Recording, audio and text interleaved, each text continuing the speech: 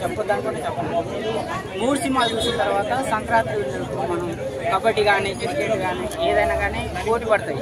ఈ సందర్భంగా పుష్ప అనే సినిమా ఆయనే బాల్ వేసుకున్నాడు, ఆయనే బ్యాటింగ్ కొట్టుకున్నాడు, పోటీ ఎవరు లేరు.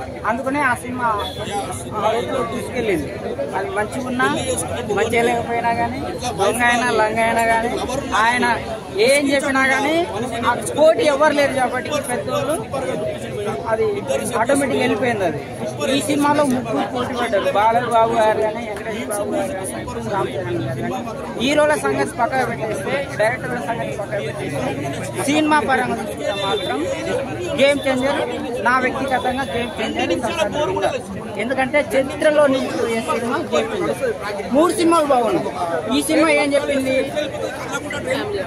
లవ్ చేసిన అమ్మాయి గురించి భార్యకు చెప్తే జీవితాంతం గొడవలు పడతారా అనేది ఒక మెసేజ్. ఇది అంతే. ఇది సరదాగా 3 పిల్లలకు సంబంధించినది. అది ఒక సరదా సంతోషం ఉంది, హ్యాపీగా ఉన్నది. డాగు మహారాజ్ ఏం చెప్పాడంటే ఓవరాల్గా 100 సంవత్సరాల క్రితం ఒక రాజు ఉండేవాడు. ఆయన నీళ్ళు లేని గ్రామంలో పోరాటం చేసి నీళ్లు తెచ్చిందనేది ఒక మెసేజ్.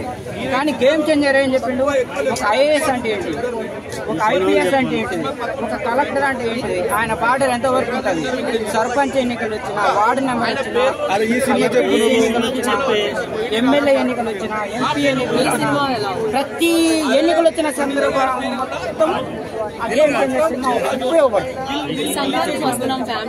బాగుంది, సరదాగా ఉంది, హ్యాపీగా. నేను మొత్తం సరదాగా ఉన్నది. అది నువ్వు చక్కని చుక్క, అది ఎండిపోయిన నక్క. అది సరదాగా భార్య భర్తలకు లైఫ్ లాంగ్ ఉపయోగపడుతుంది. కానీ ఈయన మన డైరెక్టర్ గారు ఏం చేసినంటే భార్య భర్తలు ఉన్న వాళ్ళకి ఈ సినిమా చూసారంటే లైఫ్ లాంగ్ పంచాయతీ అవుతుంది. అంటే సరదాగా పంచాయతీ. నేనైతే గేమ్ చేంజర్ విన్నర్. నేను రేటింగ్ కామెడీ చాలా నవ్వుకున్నాను. హస్బెండ్ అండ్ వైఫ్ వస్తే కొంచెం టెన్షన్ ఫీల్ అవుతారంటే నిజమేనా? అది థర్డ్ పర్సన్ వచ్చాక అయితే రిలేషన్షిప్ అయితే పోతుంది. బట్ ఫ్లాష్ బ్యాక్ ఎప్పుడు చెప్పదు. ఏం నచ్చింది? కామెడీ ఎక్కువ. సాంగ్స్ ఎలా అనిపించినాయి? సాంగ్స్ చాలా బాగున్నాయి. సంక్రాంతికి వస్తున్నాం సాంగ్ ఇంకా అది గోదావరి. బుల్రాజ్ క్యారెక్టర్ ఎలా అనిపించింది? చిన్నోడు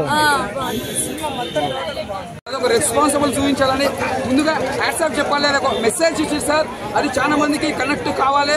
అట్లా అయితే ఫ్యూచర్ లో కూడా హెల్ప్ చేస్తారు కూడా. అది మరవద్దు గురువు అనేది అదొక మెసేజ్ బాగుంది. ఇది మాత్రం బ్లాక్ బస్టర్. సంక్రాంతికి బెస్ట్ అని చెప్పొచ్చు.